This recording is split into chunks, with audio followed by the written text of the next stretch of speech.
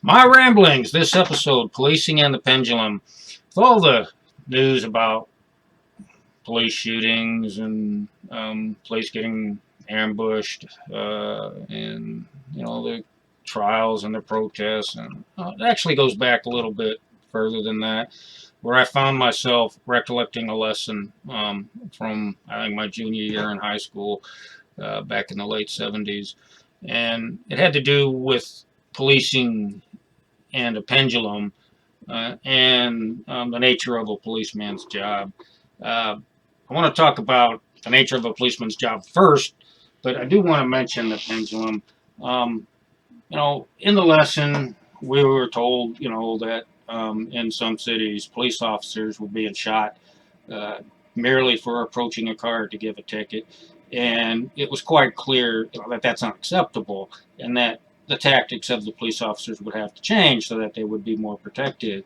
Before we get to the other aspects of the pendulum, kind of what they were telling us is that police have a very stressful job. Not only do they deal with, for lack of a better term, dangerous elements of our society and unpredictable situations, but they have to deal with all us normal law-abiding citizens. They don't know who they're approaching necessarily. So what was conveyed to us is, hey, don't make their life hard. Don't make their job harder. Just be cooperative. Don't be disrespectful. Keep your hands where they can see them. Try not to make sudden movements. You really don't want to make this guy's day more stressful than what it already is. If they ask you for your license, you present your license. It's not that big of a deal. Um, and so that that's the message that was trying to be portrayed. Um, and I'll talk a little bit more about that later. But when it came to the pendulum, what the teacher was saying is that the pendulum is way over here. Police shouldn't be getting shot. They did need to change their tactics, but what it was suggested, what was predicted, for lack of a better term, is that what would end up happening is that the pendulum would swing way over to the other side, and that we'd have going from one undesirable situation, we would end up in another undesirable situation, and hopefully, with time, perhaps the pendulum would settle back in a place where it needed to be. But over here, we there's a lot of police shootings. I'm not going to comment on whether they're justified or not. I don't know all the details, but if you look at convictions of police officers are being fired more frequently throughout the country now. I think it's apparent that society is recognizing or suggesting that perhaps the pendulum did swing too far and that corrections to this pendulum system need to be made.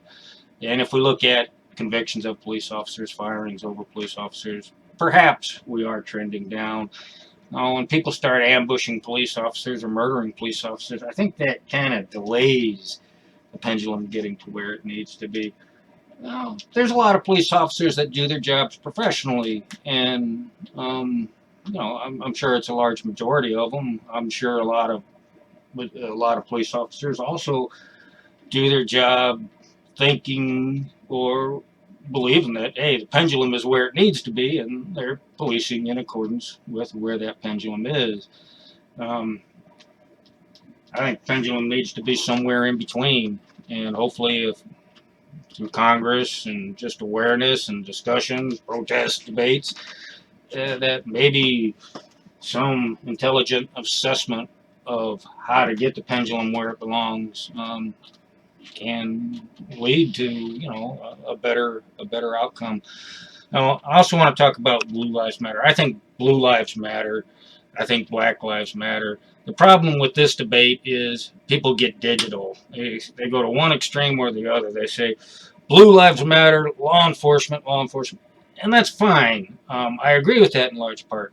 But then, it seems that the other extreme is Black Lives Matter. We need to get rid of the police, or we need to reform the police. I agree with that also. The reason it's hard to debate is nobody seems to recognize the complexity of the situation, and It's either you think the police are fine the way they are, or the police need to be gotten rid of. It's just not that simple, in my view. It's a complicated problem.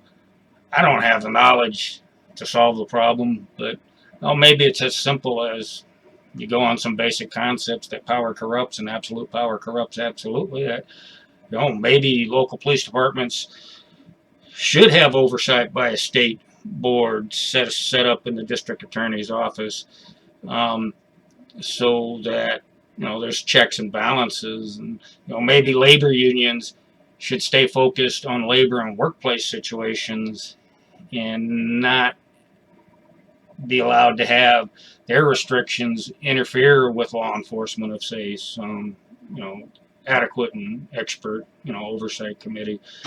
Maybe state police need to have an oversight committee at the federal level. The point being is to keep the chickens in the hen house separated. Again, I support our police.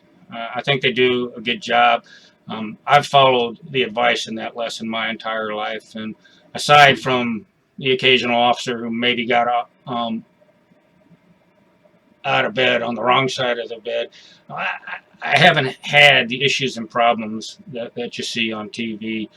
And I think being courteous, not trying to make the guy stressful. He doesn't stress out, and he does his job, and I'm on my way. So that all said and done, it's a very complicated matter. I don't have the problems. Just would like to see the pendulum in here somehow, some way. So if you were amused, troubled, enlightened, or liked the video, please hit the like button. Thank you.